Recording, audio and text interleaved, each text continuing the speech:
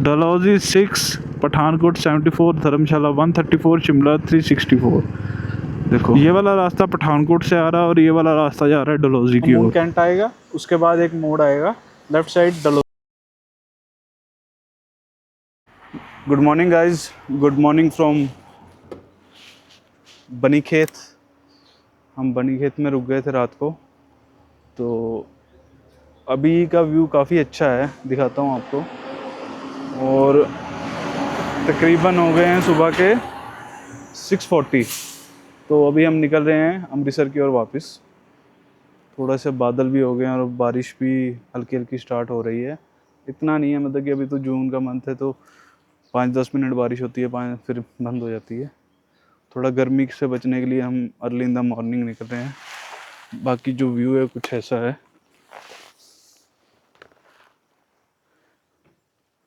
अभी काफ़ी शांत है रोड, थोड़ी देर बाद यही ट्रैफिक हो जाएगा काफ़ी ज़्यादा। ये होटल है जहाँ पर हम रुके थे, अच्छा है होटल, आप रुक सकते हो वहीं। थोड़ा सा बनीखेत के मतलब 5-6 किलोमीटर आगे आता है और ये व्यू है। बाकी की अपडेट आपको रास्ते में देता हूँ। बाइक की कंडीशन आप देख सकते हो कैसी हो रखी है, बिल्कुल गंदी। अब तो अमृतसर जाके वॉश होगी सीधा। बंजी कोट से मैंने टाइट कर लिया है एकदम से, ये जाने नहीं वाला कहीं भी। ये मेरे एक्सॉर के ग्लव्स हैं, काफ़ी अच्छे हैं। स्टार्ट करते हैं।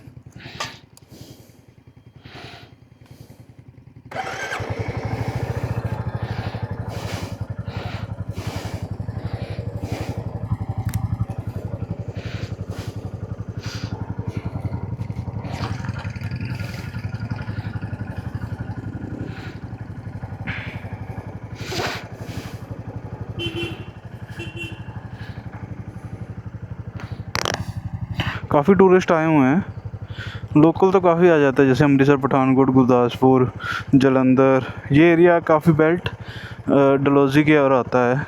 अभी ये भी बता रहे थे कि रात को बहुत ज़्यादा रश था डलहौजी में, तो इनको भी इधर ही रूम लेना पड़ा।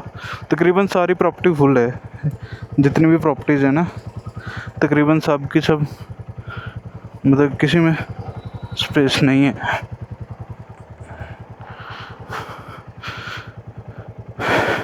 6:41 हो गए, देखते हैं कब तक अमृतसर पहुंचते हैं। मेरे अंदाज़े से तो 2 घंटा यहाँ से लगना चाहिए पठानकोट को, और next 2 hours for Amritsar. Bike cold start हो गई है। इतनी बारिश होती है ना तो अच्छा लगता है। Let's go.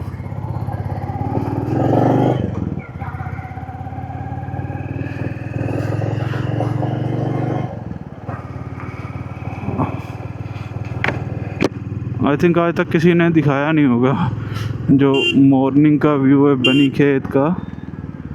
तो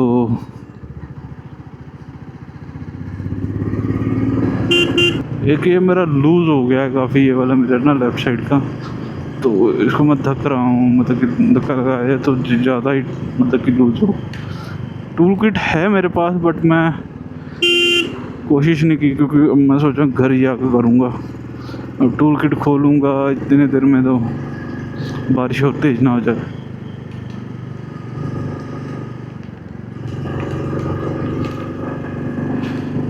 सुबह राइड करने का मज़ा ज़्यादा आता है, क्योंकि सुबह में क्या होता है कि एक तो मौसम काफ़ी सही होता है और गर्मी नहीं लगती है, और प्लस रोड्स पे आपको काफ़ी जगह खाली मिलती है और आप थोड़ा सा खींच भी लेते हो। हिमाचल में कुछ ऐसे गांव हैं जिनमें ना पब्लिक ट्रांसपोर्ट सीधा नहीं जाता है, जैसे कई सारे गांव हैं, तो वहाँ के लिए लोकल ट्रांसपोर्ट नहीं है, तो फिर लोग टैक्सी में, शेयरिंग टैक्सी में जाते हैं। सेम ही जैसे उत्तराखंड में आप चले जाओ तो उत्तराखंड में आपको जो ऊपर वाले रीजन में ना काफ़ी सारा शेयरिंग टैक्सी का ये जो कल्चर है आपको मिलेगा। और सेम ही इधर हिमाचल में है कि काफ़ी सारे जो हैं अपर विलेजेस उनको रहता है कि वो शेयरिंग टैक्सी में जाएं, ज़्यादा अच्छा है।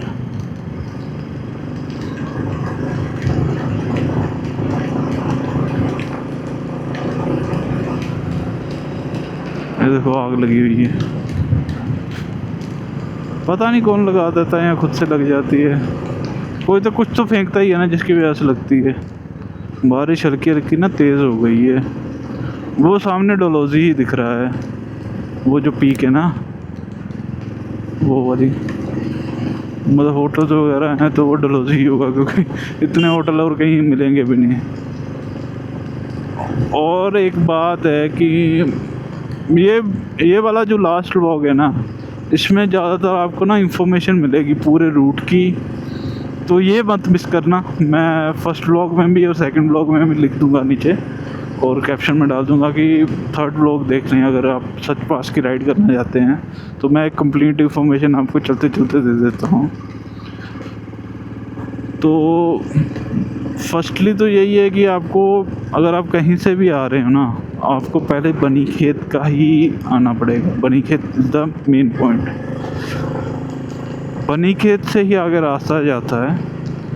सो लेट अस अज्यूम कि कोई पंजाब से आ रहा है, तो उसके लिए मैं प्रेफर करूँगा कि वो कहीं से भी आ रहा है, वो पठानकोट आएगा।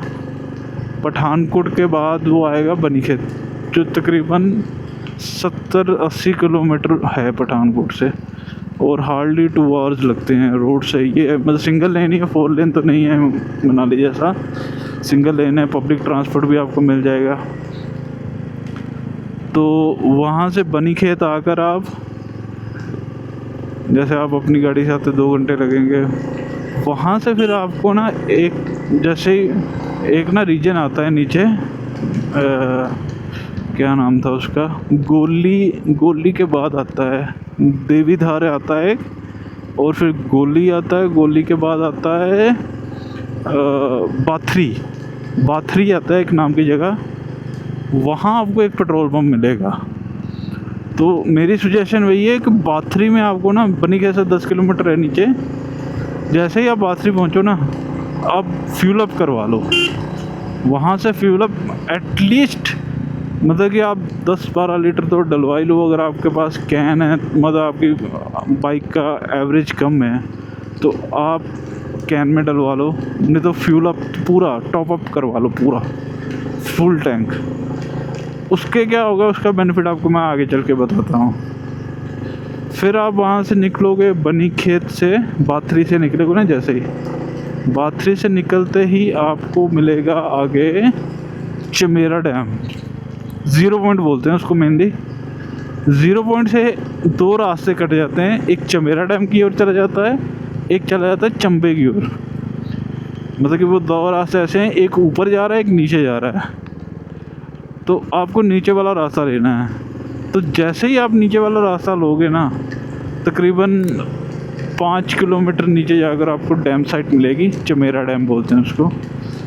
तो वो आप क्रॉस करने के बाद 2 किलोमीटर के बाद आपको एक बोटिंग पॉइंट दिखेगा। आप वहाँ बोटिंग कर सकते हो अगर आप फैमिली के साथ हो, क्योंकि सिंगल लड़के कम ही करते हैं, जो सोलो राइडर्स होते हैं वो कहाँ ही रुकते हैं। फिर वहाँ से थोड़ा सा आगे जाओगे ना आप, फिर एक कोटी नाम की जगह आएगी। कोटी समहाउ अगर आप भूल जाते हो वहाँ पर फ्यूल अप करवाना बाथरी में, तो कोटी में आपको एक पेट्रोल पंप मिल जाएगा। मैं बाथरी में इसलिए बोल रहा हूँ क्योंकि बाथरी में मिल जाता है, वो इजी है। कि अगर आप कहीं चंबा की ओर चले गए, चंबा से फिर आगे आ रहे हो, तो फिर मेरे को चंबा वाले रूट पे पेट्रोल पंप का मेरे को इतना नहीं पता है। तो इतना तो मेरे को पता है कि ये जो कोटी वाला पेट्रोल पंप है, ये तो है। चमेरा डैम से कोटी तकरीबन 15 किलोमीटर है, आई थिंक, एग्जैक्ट नहीं पता है, रफली 15 किलोमीटर है। तो कोटी के बाद आपको एक ब्रिज आएगा, petrol pump just within 200 metre एक ब्रिज आएगा। वो राइट साइड को ब्रिज आपने ले लेना है, सीधा रास्ता कहीं और निकलता है शायद। जैसे ही राइट साइड को ब्रिज लेंगे आप, फिर ऊपर आप रास्ता चले जाएंगे ना, फिर आपको एक ऊपर जगह मिलेगी एक पॉइंट मिलेगा जहाँ से आपको चंबे वाला रास्ता और एक कोटी वाला रास्ता एक हो जाएगा। जहाँ हमने 0 पॉइंट में एक रास्ता छोड़ दिया था ना, वो वहीं आगे मिलेगा, कि वो चंबा होकर आता है वो रास्ता। तो मैं अज्यूम कर रहा हूँ कि आपको चंबा जाने की ज़रूरत नहीं है, तो चंबा आपने देखा हुआ है, यहाँ नहीं जाना चाहते, तो इसीलिए फिर वो कोटी से आपको नज़दीक पड़ेगा। उसके बाद आपको पेट्रोल पंप आई थिंक कहीं नहीं मिलेगा यार। उसके बाद मिलेगा तीसा के आसपास मिलेगा, बजराड़ू है एक नाम की जगह, वहाँ मिलेगा। फिर दूर है वो पेट्रोल पंप, लाइक 60-70 किलोमीटर के बाद आएगा। अभी देखो बनी खेत को गोड़ आ गया। डलहौजी 6, पठानकोट 74, धर्मशाला 134, शिमला 364। देखो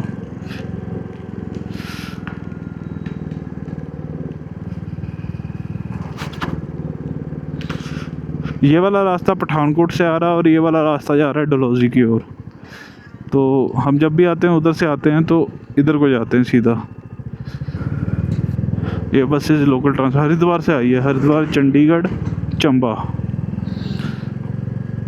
फिर तीसा में आपको, तीसा और ये बजराड़ू नाम की एक जगह आती है, वहाँ आपको पेट्रोल पंप मिलेगा।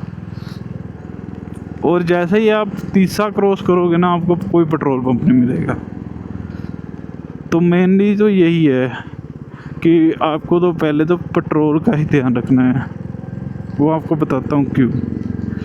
बैरागढ़ पहुँच जाओगे आप शाम तक, अगर आप तकरीबन 11 बजे 12 बजे बनी खेत से निकलोगे तो तकरीबन 5-6 बजे तक आप बैरागढ़ पहुँच सकते हो आराम से, बहुत टाइम है। बैरागढ़ पहुँचने के बाद ना आपको होटल लिमिटेड ही मिलते हैं, 10-12। काफ़ी लोग बैरागढ़ से पहले रुक जाते हैं तीसा में, बैरागढ़ के काफ़ी पहले भी हैं। तो फर्स्ट डे तो आप वहीं तक पहुंच पाओगे, बैरागढ़ तक। 10-12 होटल हैं, होटल के साथ ही फिर 1-2 ढाबे हैं, ज़्यादा है भी नहीं वहाँ पर। फिर सेकेंड डे आपको अर्ली इन द मॉर्निंग निकलना है अकॉर्डिंग टू द क्राउड, क्योंकि वहाँ क्या रहता है कि जब ये सीज़न होता है ना, जैसे ये अभी जून का है, तो बहुत सारे लोग आते हैं यहीं पर, specially for such pass Riders तो आते हैं, एंड फैमिलीज काफ़ी आती हैं जो लोकल है पंजाब के। उसके बाद आपको कहीं पेट्रोल नहीं मिलेगा, तो बेटर है कि फर्स्ट डे ही आप अपना टैंक फुल करवा लें, फ्यूल अप करवा लें, क्योंकि बाद में क्या होगा कि आपको सेकंड डे नहीं तो नीचे फिर वापस आना पड़ेगा 30-40 किलोमीटर, इतना भी होगा पेट्रोल पंप दूर। तो इससे अच्छा है कि करवा लें पहले ही। अब मैं रुक नहीं रहा क्योंकि बारिश भी लगी हुई है, मैं कहा चलो निकल जाते हैं, देखते हैं कहाँ तक है बारिश। का फ़ायदा भी नहीं है ना।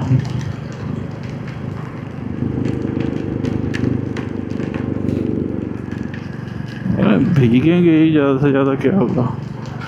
फिर सेकंड डे आप क्या कर सकते हो कि मॉर्निंग में जल्दी निकलो, आई प्रेफर। मॉर्निंग में तकरीबन आप निकल जाओ 6 बजे।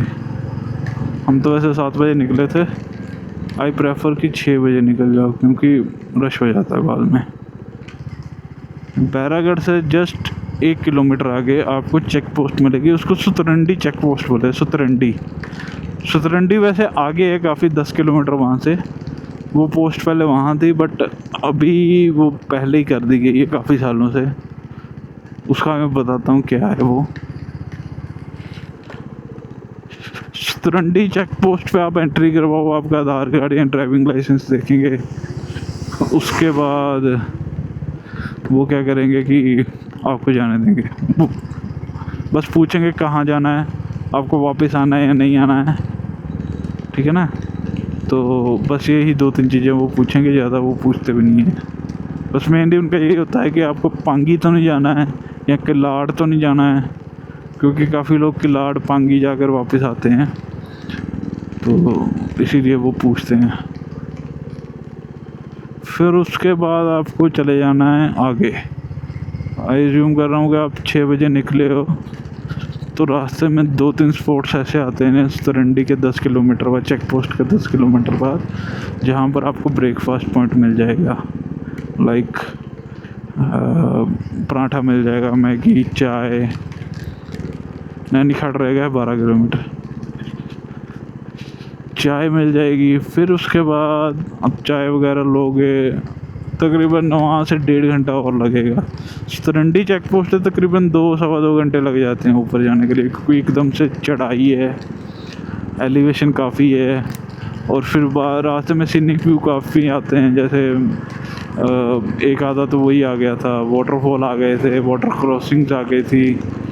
वाटरफॉल काफ़ी हैं, मतलब कि क्योंकि दिन का टाइम होता है अर्ली इन द मॉर्निंग, वो कम स्पीड पे और होते हैं। जैसे जैसे दिन धूप आती रहती है तो होता रहता है। और जैसे ही आप सचबास के 10 किलोमीटर पहले पहुँचोगे ना, कालावन क्रॉस करोगे, स्तरंडी क्रॉस करोगे, उसके बाद तो कोई विलेज का नाम ही नहीं है। उसके बाद तो सीधा आपको सचपास ही दिखेगा। और अब 10 किलोमीटर पहले जैसे आपको एहसास होना शुरू हो जाएगा, एकदम से चढ़ाई हो जाएगी, बादल आ जाएंगे, उसके बाद स्नो वगैरह अगर रहेगी तो स्नो पर दिखनी शुरू हो जाएगी। बहुत दूर है। फिर आपको जब सचपास के तकरीबन 3-4 किलोमीटर रह जाएंगे, वो बहुत टफ है, मतलब कि वाटर लॉग्स काफ़ी हैं। और उसमें क्या है कि पानी जो है ना, वो सड़क पे चलता है। एक तो होता है ना वाटर क्रॉसिंग है, वो पानी ऐसे चलता है सड़क के साथ साथ, और सड़क तो है ही नहीं, वो तो पत्थरों से बना हुआ है यार, पत्थरों से सड़क बनी हुई है। तो पत्थर ही पत्थर हैं, पत्थर ही पत्थर हैं, मतलब कि तकरीबन आप जैसे ही वो स्तरंडी चेक पोस्ट क्रॉस करोगे ना, उसके हार्डली 10 किलो नहीं 10 नहीं, हाँ 7 किलोमीटर के बाद पूरा ही ऑफ रोड है। उसके बाद तो पूरा ही ऑफ रोड है भाई।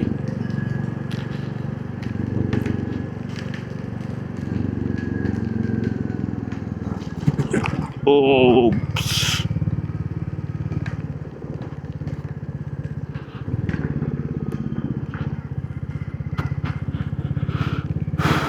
फुल्ली लग रहे हैं, काफ़ी लोग आए हुए हैं लगता है।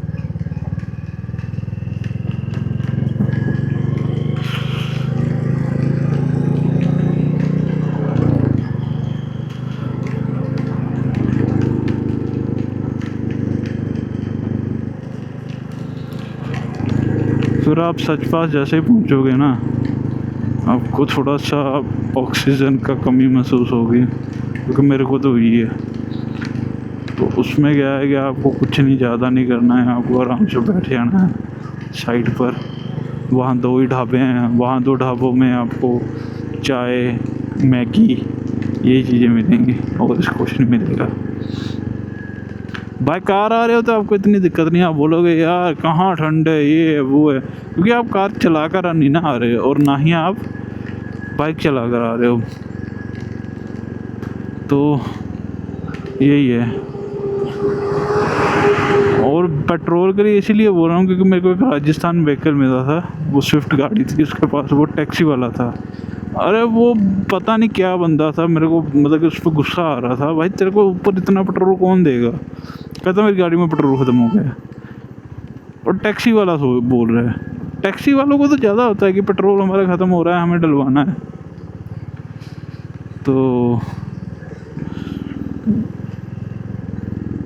वो बोल रहा है कि वो उसमें जो पैसेंजर है वो भी बोल रहे हैं कि पेट्रोल चाहिए, उसमें जो पैसेंजर है वो भी बोल रहे हैं कि पेट्रोल चाहिए।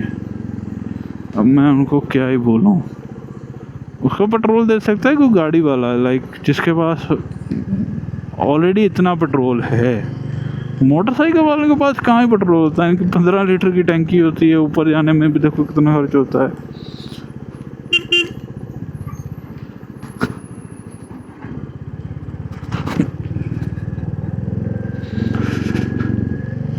और वापसी के वक्त जब हम आए ना, मैं 12 बजे वहाँ से चला था, थोड़ा सा आगे आया, मेरा टायर पंचर हो गया। फिर वहीं पर मतलब कि इतना मेरे को नहीं था, मतलब एनजाइटी टाइप या टेंशन नहीं हुई, क्योंकि दिन का टाइम था, तो इट्स 12 इन द आफ्टरनून। तो मेरे को ये था कि हाँ कोई तो मिल ही जाएगा सोल्यूशन, इसमें मेरे को कुछ घबराने की ज़रूरत नहीं है। बट हाँ मैं ये बोलूँगा कि एक तो टायर पंचर किट और प्लस इन्फ्लेटर, वो 2 चीज़ें भाई रखो ज़रूर। वो तो भाई उनका भला हो, मैं तो उनको मतलब कि सलाम करता हूँ। उनका तो नंबर वगैरह कुछ ले लेना चाहिए था, मेरे को इतना नहीं था, बट उन्होंने बोला था कि आप आगे आगे चलो। भाई उसने बंदे ने खुद पंचर लगाया, 2 पंचर से दोनों पंचर लगाए और हवा भी खुद ही भरी, और बोला कि भाई आगे आगे चलो, मैं पीछे पीछे आ रहा हूँ अगर ज़रूरत पड़ेगी। मगर वो तो कहीं रुक रख गए थे, मैं तो भाई सीधा नीचे आया बैरागढ़, कहीं नहीं रुका फिर मैं रास्ते में, क्योंकि मेरे को पता था कि मैं रुक जाऊँगा, अगर कोई दिक्कत हो जाएगी फिर परेशानी है। तो यही फ़ायदा है अगर आप जल्दी निकलोगे। अगर आप सोचो कि हम 12 बजे बैरागढ़ से निकलेंगे, 3 बजे टॉप पे पहुंचेंगे, 5 बजे वहाँ से चल देंगे, क्योंकि सर गर्मी है, दिन भी बड़े होते हैं, तो भाई ऐसी कोई परेशानी हो गई तो कोई नहीं मिलेगा आपको वहाँ। मिल जाएंगे बट रुकेगा नहीं कोई। पर इससे अच्छा है कि आप वक्त से पहले एक जो सही समय है वही उसी पर निकलो।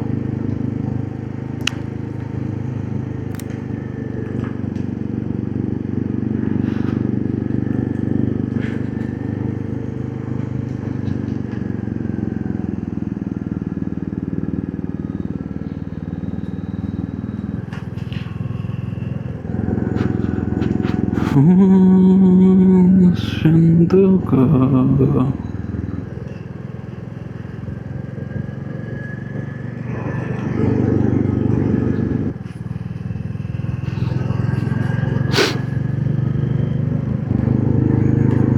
एक बात और है कि डलहौजी ना काफ़ी हाइट पे है, मतलब 2000 मीटर की हाइट पे है, और आई थिंक धर्मशाला से भी जो ज़्यादा है वो डलहौजी ऊपर है, तो इस वजह से लोग ज़्यादा प्रेफर करते हैं धर्मशाला। ठीक है, अब तो यार कोई भी हिल स्टेशन पर चले जाओ बहुत रश मिलता है आपको। हिल स्टेशन क्या भाई, कहीं भी चले जाओ, पता नहीं क्या हो गया है।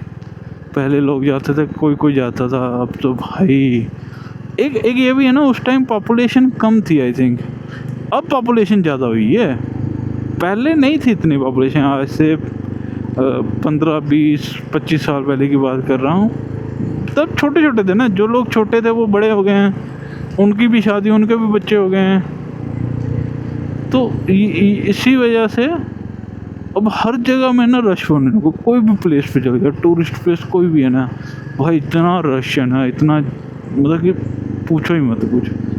और देखो ये UP-17 है भाई, कहाँ यूपी से आए हैं ये बंदे, ठीक है ना। अब हम लोग वहाँ यूपी आते हैं पंजाब वाले घूमने, जैसे मथुरा, वृंदावन, आगरा, वाराणसी, तो बनारस, ओ वो तो सेम ही है, वाराणसी और बनारस, अयोध्या, तो वही है।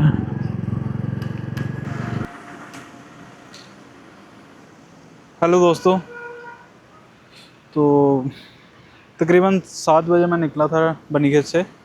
बनीखेत से भी तकरीबन 10 किलोमीटर पीछे था, तो अभी मैं पठानकोट पहुंचा हूं जस्ट। तो बारिश पूरे रास्ते ही होती रही है, हल्की हल्की बारिश लगी हुई थी, तो अभी जस्ट एक स्टॉप लिया है, इन बिटवीन मैं कहीं नहीं रुका।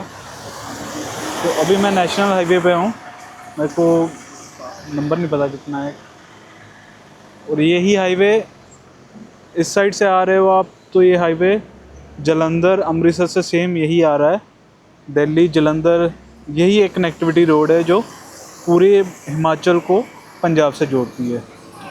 जलंधर से आ रहे हो, अमृतसर से आ रहे हो, दिल्ली से आ रहे हो, कहीं से भी आ रहे हो, आप इसी रोड से आओगे, फिर आपको इस साइड जाना पड़ेगा। तो तकरीबन कोई 10 किलोमीटर आगे पहले ममून कैंट आएगा, उसके बाद एक मोड़ आएगा, लेफ़्ट साइड डलहौजी चला जाएगा 72 किलोमीटर, और सीधा धर्मशाला मैक्लोडगंज चला जाएगा। तो अभी थोड़ा ब्रेक लिया है, अभी देखते हैं नेक्स्ट क्या प्लान है। बारिश तो बंद ही है तकरीबन। अभी बाइक की हालत देखो,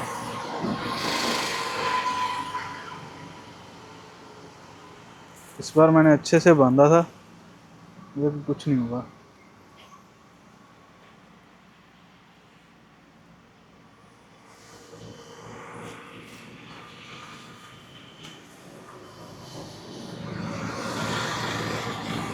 बाकी की अपडेट आपको बाद में देता हूँ कि आगे का क्या प्लान है मेरा। बारिश हो रही है, वैसे मौसम देखो सही हो रखा है।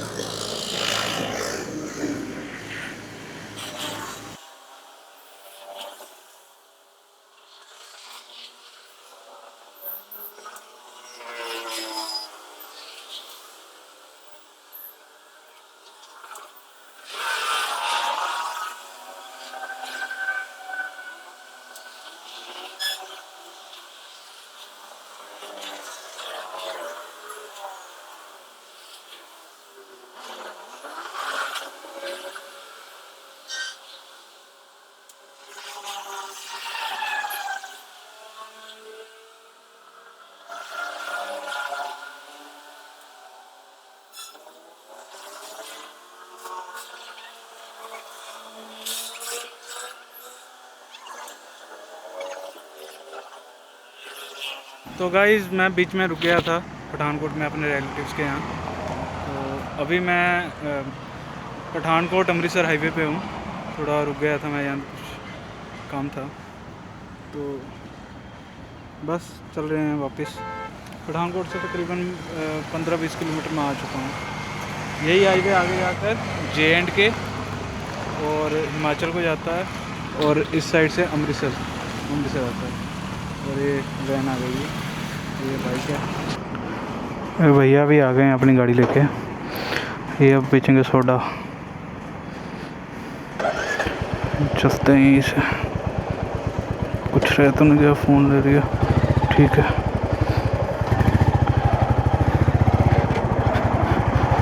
धूप हो रही है यार, चश्मा लगा लिया जाए, चश्मा रह गया।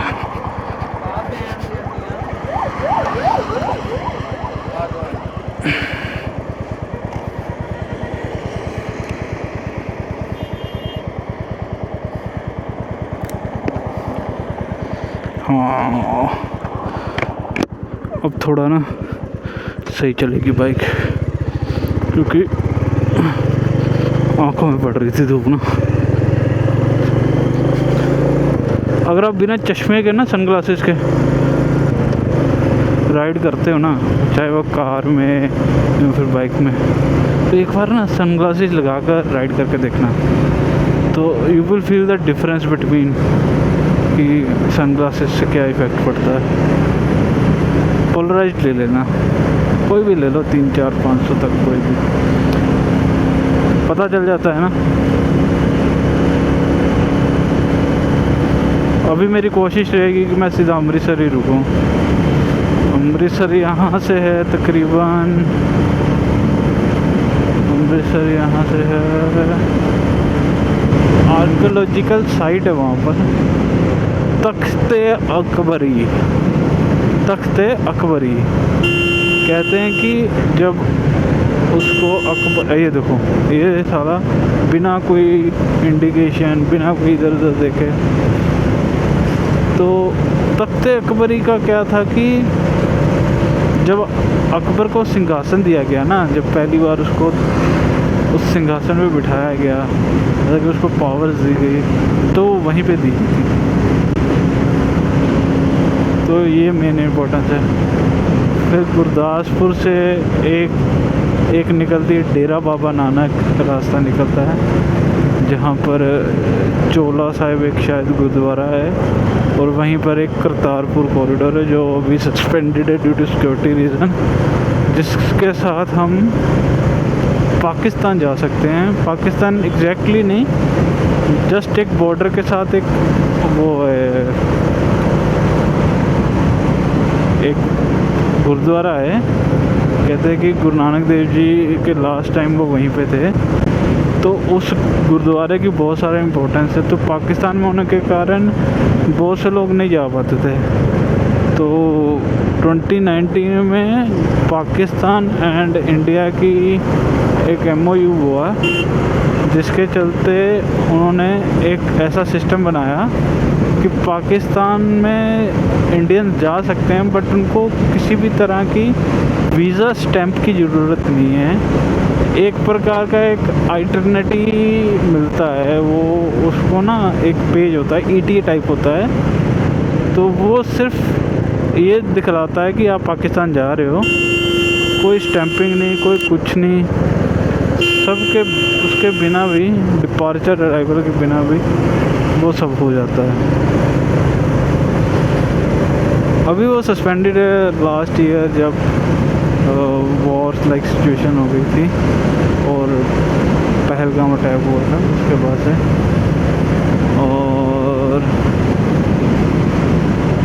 और तो कुछ है नहीं गुरदासपुर में।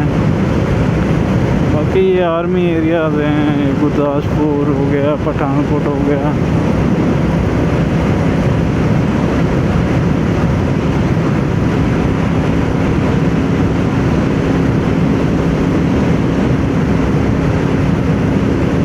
तेरे ही सपने अंधेरों में उजालों में,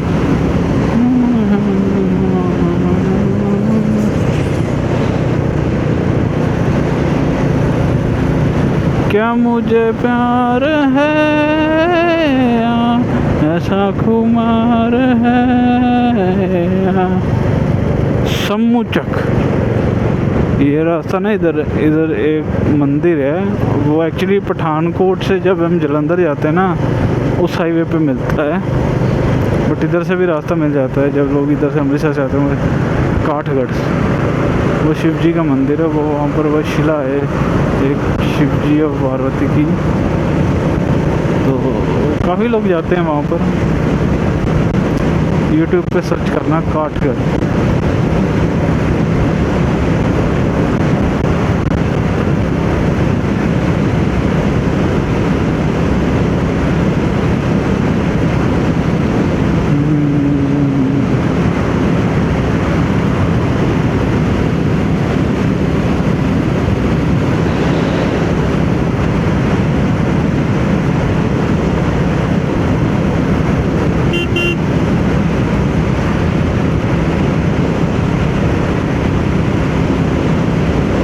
एटी 8 किलोमीटर है अमृतसर, अभी दूर है यार। 2 दिन ऐसे पहाड़ों वाली रोड के बाद प्लेन रास्ता मिल के बहुत सुकून महसूस हो रहा है।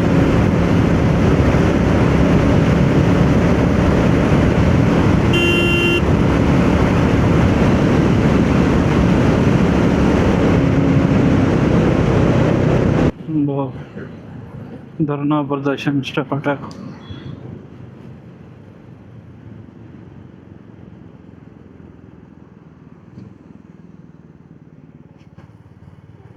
बात क्या है? Why are people heading?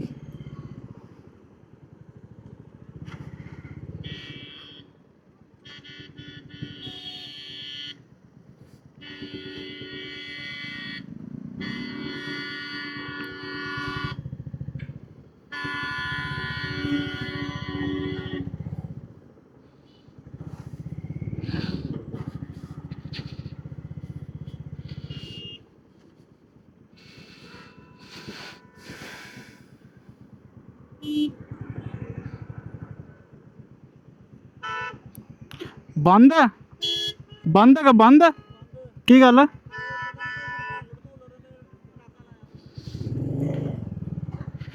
चलो इस रास्ते से चलते हैं।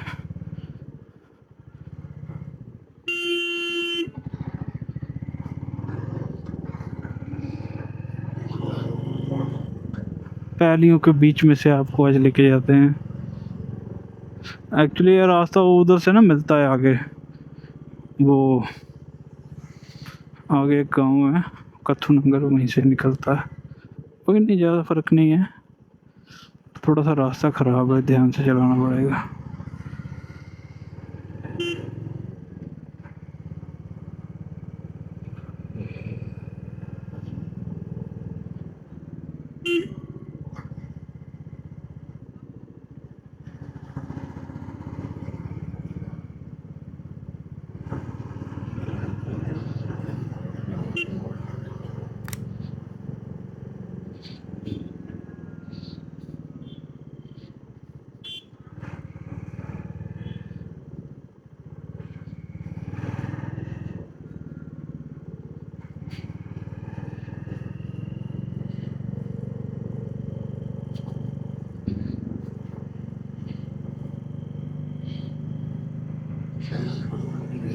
देखो ये भी एक्सपीरियंस होता है एक ना। मैंने आपको सोचा था वहाँ से लेके जाता हूँ, बट इन बिटवीन वो रास्ता बंद है आगे से, तो अब इधर से आ गए।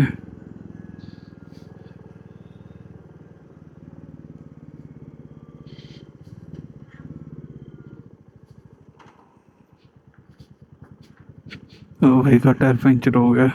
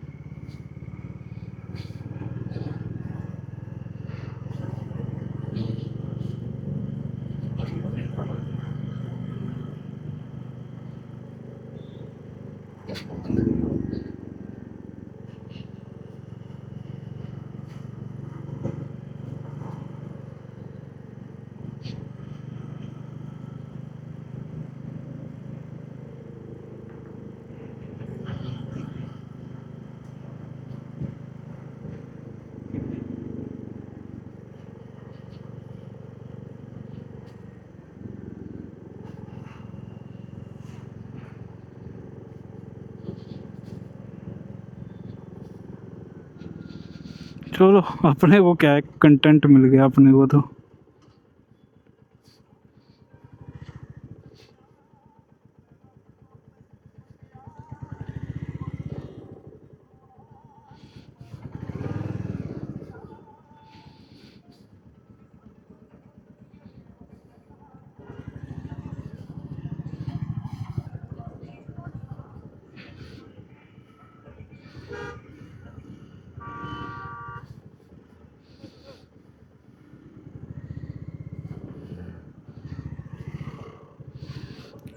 Water crossing.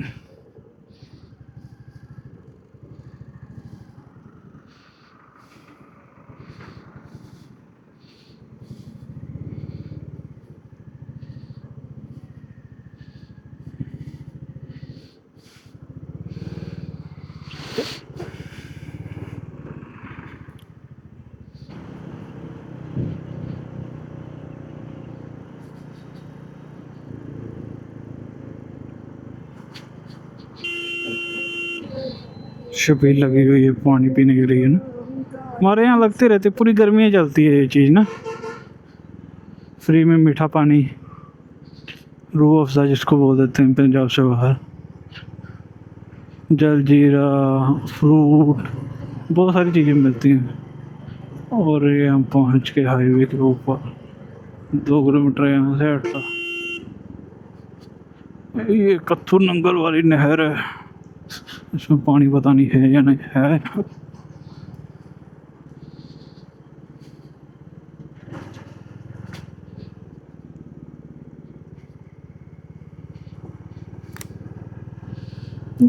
ऐसा ना हो कि ट्रैफिक चल गया हो, क्योंकि कई बार मेरे साथ हुआ है ऐसा कि मैं इधर रास्ते से आ गए पर ट्रैफिक तो ऑन हो गया। अपने को यार इन चीज़ों में नहीं पड़ना है कि जाम क्यों लगा है, बस इतना पता होना चाहिए कि क्यों लगा है। इसके बाद नो कमेंट्स कि ये फालतू के लोग हैं, कि ये फालतू के लोग हैं जिन्होंने जाम लगाया है, इनका कोई काम नहीं। हम किसी को नहीं समझा सकते ना, तो बेस्ट है आपको पता है जाम क्यों लगा है, बस यहीं तक।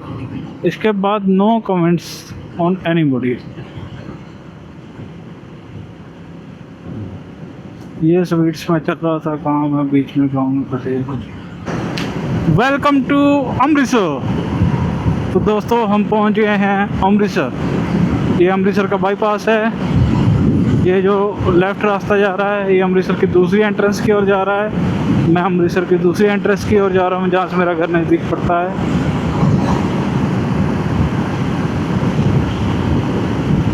11 बजे मैं चला था तकरीबन, हाँ 11 बजे ही थे।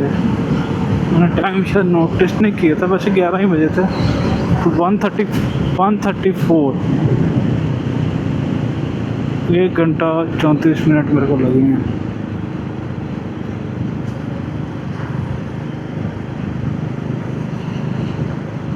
तो बाकी आपको बताइए, आपने तीनों व्लॉग्स देखे, तीनों पार्ट देखे सच पास के, आपको कैसे लगे? आपको कैसा लगा कि क्या क्या चीज़ें इम्प्रूव हो सकती हैं? आपको इन्फॉर्मेशन मिली या नहीं मिली? आप कमेंट सेक्शन में ज़रूर बताएं। कमेंट सेक्शन में ज़रूर बताएं अपने सजेशंस, क्या चीज़ आपको सबसे अच्छी लगी, क्या मैं चीज़ अच्छी कर सकता हूँ।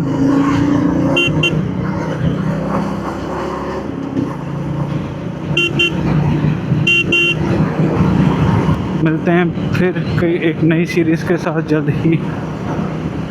मैं सोच रहा हूँ मैं जल्दी कोई एक नया टूर लेके आऊँ जिसमें मैं आपको कोई नई जगह बता पाऊँ।